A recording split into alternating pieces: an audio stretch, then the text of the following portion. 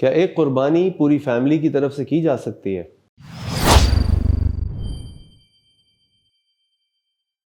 اس مسئلے میں ہمیں علماء اور فقہا میں ڈفرینس اوپینین ملتا ہے۔ کچھ فقہا کی رائے اوپینین یہ ہے کہ ہر شخص کی طرف سے الگ الگ قربانی کرنا ضروری ہے، اور دوسرے علماء اور فقہا کی رائے یہ ہے کہ ایک قربانی بھی پورے گھر والوں کی طرف سے کافی ہو جاتی ہے، اور اس کی دلیل وہ یہ دیتے ہیں کہ اللہ کے نبی صلی اللہ علیہ وسلم کے صحابی حضرت ابو ایوب انصاری رضی اللہ عنہ بیان فرماتے ہیں کہ اللہ کے نبی صلی اللہ علیہ وسلم کے زمانے میں ایک شخص اپنی طرف سے اور اپنے گھر والوں کی طرف سے ایک قربانی کرتا تھا، وہ خود بھی اس میں سے کھاتا تھا اور دوسروں کو بھی کھلاتا تھا۔ اس حدیث کو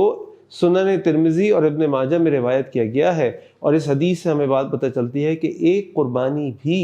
تمام گھر والوں کے لیے سفیشینٹ ہو جاتی ہے۔ لیکن اس کے ساتھ ساتھ اس بات کو ذہن میں رکھیں کہ اگر اللہ تعالیٰ نے آپ کو استطاعت دی ہے اور آپ افورڈ کر سکتے ہیں تو اپنے تمام گھر والوں کی طرف سے الگ الگ قربانی کریں، بلکہ میں آپ سے کہوں گا کہ اگر آپ ایک فرد کی طرف سے بھی کئی قربانیاں کر سکتے ہیں تو کئی قربانیاں کریں، کیونکہ قربانی کے دنوں میں اللہ تعالیٰ کو جو عبادت سب سے زیادہ پسند ہے وہ اللہ کے راستے میں قربانی کرنا ہے۔ تو اس عبادت کو بھرپور انداز سے کیجئے، جس حد تک آپ کر سکتے ہیں کیجئے، لیکن بس ریاکاری سے اور دکھاوے سے بچیے تاکہ اللہ تعالیٰ ہمیں اس عبادت کو اخلاص کے ساتھ ادا کرنے کی توفیق عطا فرمائے۔ السلام علیکم ورحمۃ اللہ وبرکاتہ۔